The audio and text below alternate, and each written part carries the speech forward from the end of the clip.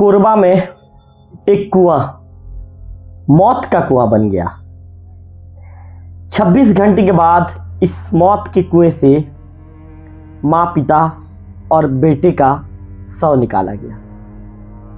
परिजनों का रो रो कर बुरा हाल है। परिजन रो रहे हैं, बिलख रहे हैं, चिल्ला रहे हैं और परिजन अपनों को याद कर रहे हैं। कल तक जिसके साथ बैठकर खाया पिया करते थे, आज वे यादों में समा गए हैं।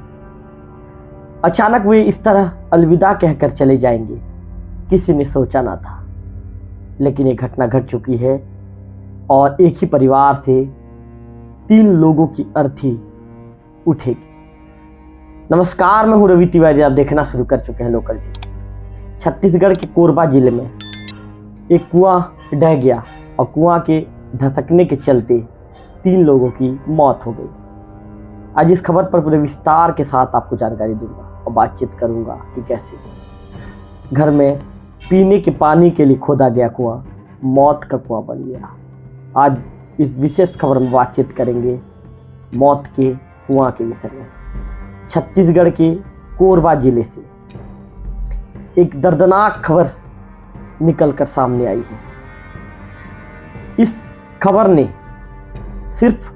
ना सिर्फ हमारी आंखें नम कर दी है, बल्कि हमें सोचने पर मजबूर कर दिया है कि एक परिवार कैसे मिट्टी में समा गया और पूरा गांव मातम में डूब गया। एक कुआं जो कुछ ही दिन पहले पानी की उम्मीद था, अचानक मौत का कुआं बन जाएगा, किसी ने सोचा ना था।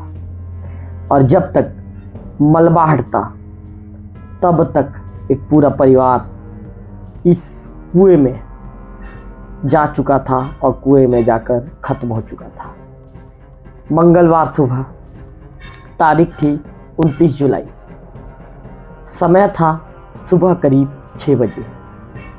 कोरबा जिले का बनवार गांव, यहाँ का रहने वाला एक परिवार, छोटू राम श्रीवास जिनकी उम्र 65 साल, उनकी पत्नी कंचन जिनकी उम्र 53 साल, बेटा गोविंद जिनकी उम्र 30 साल, सुबह सुबह खेत में लगे कुएं की ओर निकल पड़े। मकसद था खराब पड़ा मोटर पंप को निकालना। लेकिन किसी को क्या पता था कि ये तीनों वापस कभी लौटकर नहीं आ पाएंगे।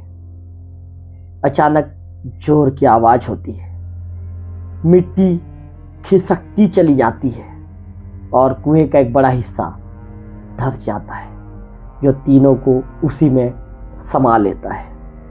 किसी को भी पता नहीं चलता।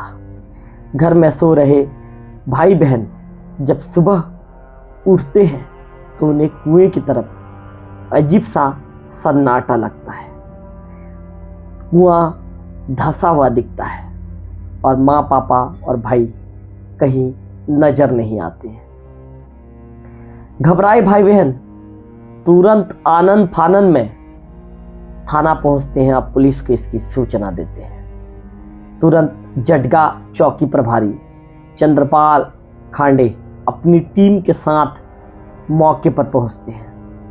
गांव के लोग भी इस दौरान इकट्ठा हो जाते हैं। सूचना मिलते ही एसडीआरएफ और आपदा प्रबंधन की टीम को बुलाया जाता है।